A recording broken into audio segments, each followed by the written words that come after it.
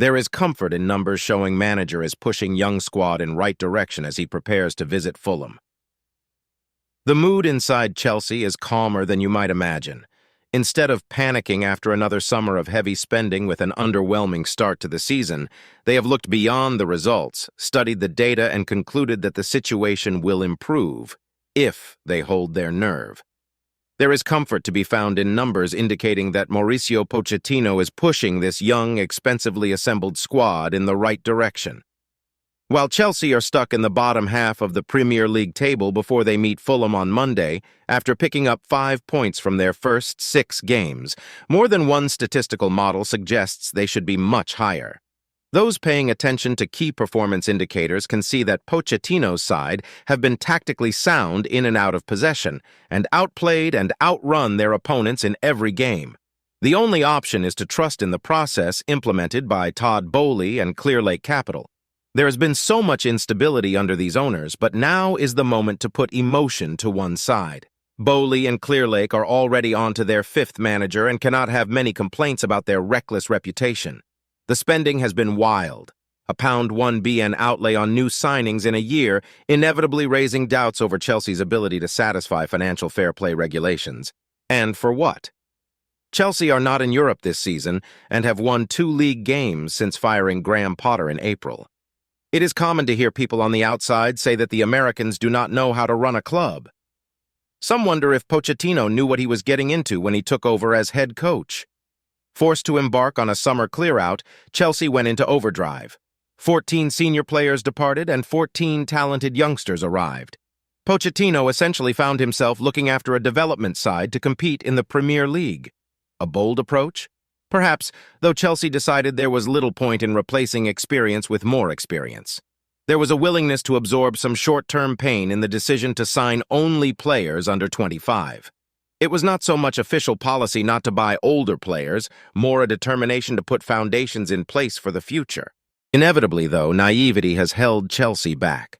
There was a needless red card for Malo Gusto during last week's defeat to Aston Villa, while Nicholas Jackson is suspended for the trip to Fulham after picking up 5 bookings in 6 games.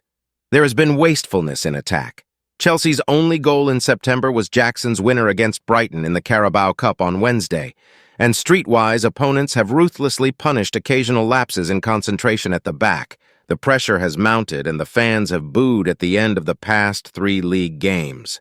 Some see a lack of identity, and while the promising young centre-back Levi Colwill signed a new contract during the summer, eyebrows have been raised over the willingness to sell other academy players. Mason Mount, Lewis Hall, and Callum Hudson-Odoi left, while Ian Matson, Trevoh Chalobah, and Conor Gallagher were available. But the young players who have joined have much to prove. It means the spotlight is turned on the club's co-sporting directors, Paul Winstanley and Lawrence Stewart. They will hope their bets pay off.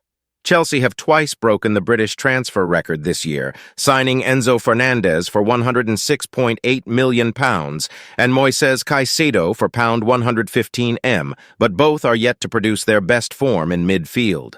Elsewhere, a squad containing 3 left-backs somehow remains short of a goal scorer. Jackson has raw talent, but it is a lot to ask the 22-year-old striker to shoulder the burden every week. The wide players, Raheem Sterling, Cole Palmer, Noni Madueke, and Mikhailo Mudryk have to offer more incision. Chelsea are understandably impatient and will look for a proven striker in January. Brentford's Ivan Toney and Napoli's Victor Osimhen are targets. Perhaps that is a recognition that Chelsea cannot wait too long before challenging at the top again. For all the talk of amortizing transfer fees over long contracts, there are financial realities to dropping out of the Champions League.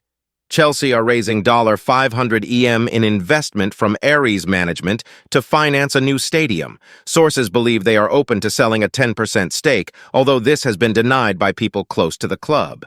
Financial experts say that investors in Clearlake, a private equity firm, will not want more underachievement.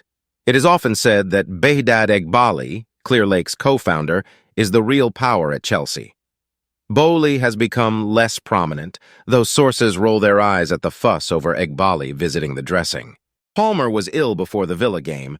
Carney Chukwuemeka went down minutes after scoring during August's defeat at West Ham, and Christopher Nkunku, who had a good connection with Jackson during preseason, had to have knee surgery after being fouled during a friendly against Borussia Dortmund.